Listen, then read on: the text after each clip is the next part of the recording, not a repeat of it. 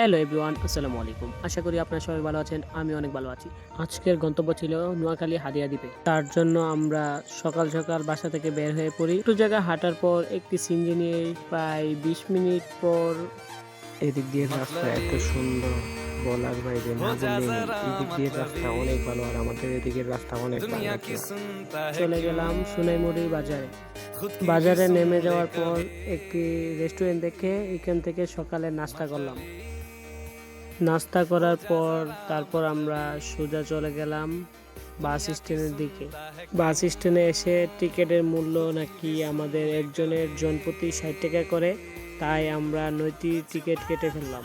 Sonaimuri bypass থেকে Sonapur 0 point পর্যন্ত।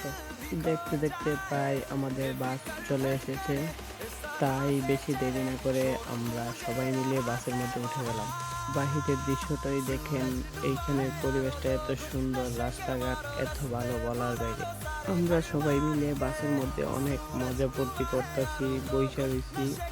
এইখানের বাসের জার্নিটা কিন্তু অনেক মজা, কি আর বলবো। এখানে বাসের মধ্যে এত স্পিড ছাড়ে আর রাস্তাঘাট এত ভালো, বলার বাইরে। বাসের মধ্যে আমরা গল্প করতে করতে প্রায় 40 থেকে 50 মিনিট পর আমরা বাস থেকে নেমে গেলাম সোনাপুর 0 পয়েন্টে। বাস থেকে নেমে সিএনজি স্ট্যান্ডের দিকে এগিয়ে পড়লাম।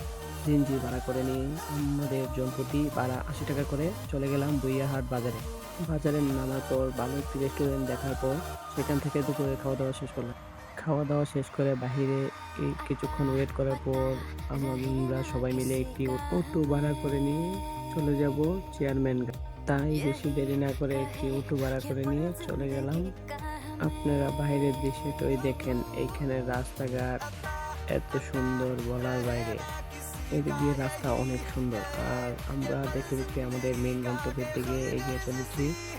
আমরা কিছুক্ষণ ওয়েট করার পর গাড়িতে বসে আড্ডা মারার পর দেখতে দেখতে আমরা চলে আসলাম সেই চেয়ারম্যান ঘাট।